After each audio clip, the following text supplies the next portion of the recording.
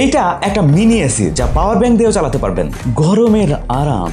এর সামনে যে হোলগুলো দেখতে পাচ্ছেন সেইগুলো দিয়ে মিস্ট বের হয়, এইগুলো হচ্ছে মিস্ট মেকার। কুয়াশার মতো বাষ্প বের হবে আর এই ফ্যানের বাতাস দুইটাকে মিশ্রণ করে দেবে।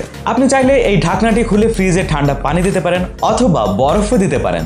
সেই ক্ষেত্রে এই মিস্টগুলো কিন্তু খুবই ঠান্ডা থাকবে, তো বাতাসের সাথে সেই মিশ্রণটি মিশে একাকার হয়ে যাবে।